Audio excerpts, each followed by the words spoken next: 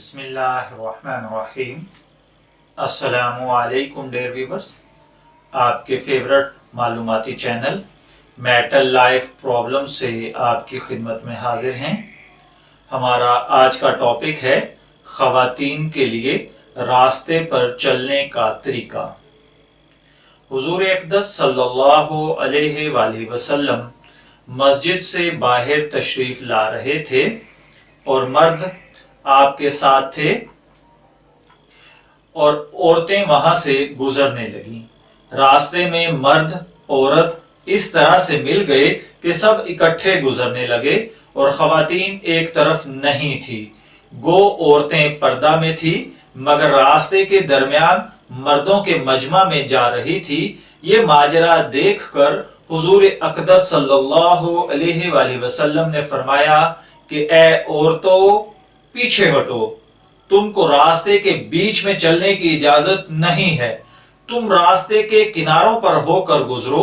रावी कहते हैं कि इस इरशाद के बाद औरतें रास्ते के किनारों में ऐसे तरीके पर गुजरती थीं कि रास्ते के दाएं बाएं जो कोई दीवार होती थी उससे चिपकी जाती थी, यहां तक कि उनका कपड़ा दीवार पर अटकने लगता था।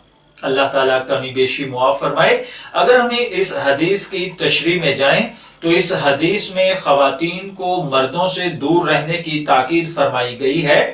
अगर औरत को किसी मजबूरी की वजह से घर से निकलना हो तो खूब ज्यादा पर्दे का एहतमाम करे और पर्दे के एहतमाम के साथ निकलने की सूरत में खुशबू लगा कर ना निकले।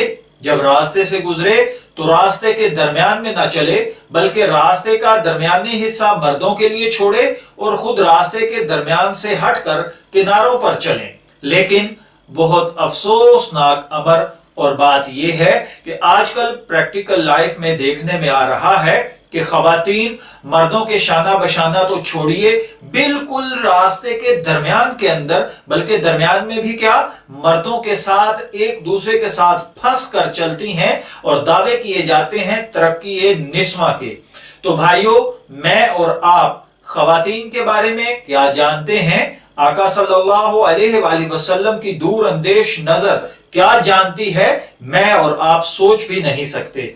इसलिए मेरी वो बहनें जो ये समझती हैं कि शायद हम अगर अकड़ कर चलेंगी, रास्ते के दरमियान में चलेंगी तो हमें रास्ता आसानी से मिलेगा या हमारा रोब और दबदबा बैठेगा, तो मेरी बहनों, ये इंतहाई गलत सोच है। मेरे और आपके आका इनामदार जनाब नबी अकरम सल्लल्लाहु अलैहि वसल्लम के इस फरमाने आलीशान के मुताबिक प्लीज दरमियान में से रास्ते को छोड़ दीजिए और रास्ते की दाईं तरफ चलना शुरू कीजिए, जो कि सुन्नत भी है और ख़वातीन के एजाज और इज्जत का बाइस भी है।